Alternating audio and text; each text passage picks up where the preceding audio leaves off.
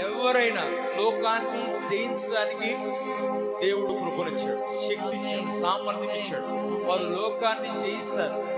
ఎందుకంటే వారు దేవుని వలన కలిగిన వారు, దేవుని మూలముగా జన్మించిన వారు, దేవుని రాజ్యంలో, అంధకార రాజ్యం నుండి దేవుని రాజ్యంలోనికి వారు వచ్చారు.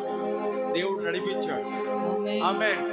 యేసు దేవుని కుమారుడని ఎవరైతే హృదయంలో విశ్వసించి నోటితో ఒప్పుకుంటారో, ఆయనే క్రీస్తు, ఆయనే మెస్సయ్య, ఆయనే రాజు, ఆయనే దేవుడు అని ఎవరైతే ఒప్పుకుంటారో, బైబిల్ చెప్తుంది అలాంటి ఆ యొక్క విశ్వాసం కలిగిన వారు ఈ లోకాన్ని జయించువారుగా దేవుడు చేశాడు. ఆమేన్.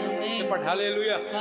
ఆరంభంలో దేవుడు మనుషునికి ఇచ్చిన మహిమ ఎలాంటి మహిమో, ఆమేన్, అదే విధంగా దేవుని వలన కలిగిన వారు కూడా, దేవుని మూలంగా కలిగిన వారు వలన, దేవుని మూలంగా కలిగిన వారికి అలాంటి భాగ్యాన్ని ఇచ్చాడు. ఆమేన్. చెప్పండి హల్లెలూయా.